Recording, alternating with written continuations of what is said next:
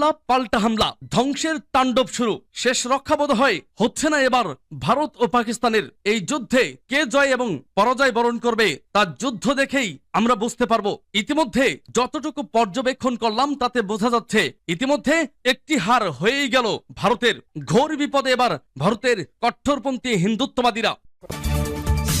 এবং সর্বশেষ জানিয়ে দিব, ভারতের শক্তিশালী ফাতাহ এক ক্ষেপণাস্ত্র ছুড়েছে পাকিস্তান। ছটফট করছে ভারতের কট্টরপন্থী হিন্দুত্ববাদীরা। পাকিস্তানের মরণবাণ থেকে কি এবার বাঁচতে পারবে ভারত? দর্শক, এ বিষয়ে আপনার মতামত কি তা কমেন্ট বক্সে লিখে জানান। আর জানিয়ে দিন আপনি কোন জেলা থেকে বা কোথা থেকে আমাদের সংবাদটি শুনছেন এবং দেখছেন। অনুরোধ থাকবে, আপনি যদি আমাদের এই চ্যানেলটিতে নতুন হয়ে থাকেন তাহলে অবশ্যই চ্যানেলটি সাবস্ক্রাইব করে পরবর্তী আপডেট সংবাদ পেতে চোখ রাখুন ওয়ার্ল্ড আপডেট নিউজে। পুরোদমে পাক ভারত যুদ্ধ চলছে। ভারতের কসাই কট্টরপন্থী হিন্দুত্ববাদী নরেন্দ্র মোদী সরকারের খেল খতম করে দিয়েছে পাকিস্তানের পাক প্রধানমন্ত্রী শাহবাজ শরীফ। ইতিমধ্যেই ভয়ঙ্কর বার্তা নিয়ে আসলো পাকিস্তান। পারমাণবিক অস্ত্রের অথরিটির সঙ্গে জরুরি বৈঠকে বসছেন শাহবাজ শরীফ। তাহলে কি পরমাণু যুদ্ধের মুখোমুখি হচ্ছে ভারত পাকিস্তান? কাশ্মীর ইস্যুকে কেন্দ্র করে পাক ভারত উত্তেজনা বাড়ছে ক্রমশ।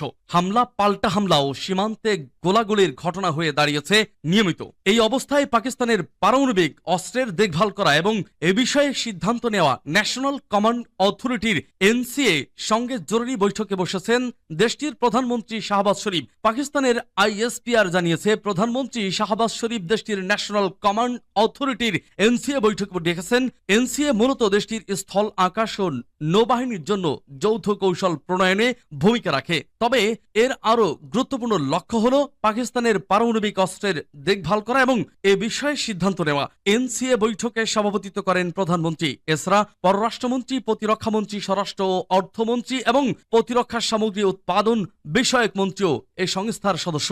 এই কমিটিতে জয়েন্ট চিফ অব স্টাফ, 3 বাহিনীর প্রধান, স্ট্র্যাটেজিক প্ল্যানস ডিভিশন এসপিডি এর ডিরেক্টর সদস্য হিসেবে রয়েছেন। এসপিডি পাকিস্তানের পারমাণবিক অস্ত্রের রক্ষণাবেক্ষণের দায়িত্বে থাকা সংস্থা। উল্লেখ্য, গত 22 এপ্রিল ভারত শাসিত কাশ্মীরের পেহেলগামে বন্দুকধারীদের হামলায় 26 জন প্রাণ হারায়। এই হামলার দায় পাকিস্তানের উপর চাপিয়ে মঙ্গলবার দিবাগত রাতে দেশটিতে ক্ষেপণাস্ত্র হামলা চালায় ভারত। এতে পাকিস্তানে বেশ কয়েকজন হতাহতের ঘটনা ঘটে। এর প্রতিশোধে পাল্টা হামলা চালিয়ে ভারতের বেশ কয়েকটি বিমান এবং ড্রোন ভূপাতিত করা হয়েছে বলে দাবি করেছে পাকিস্তান।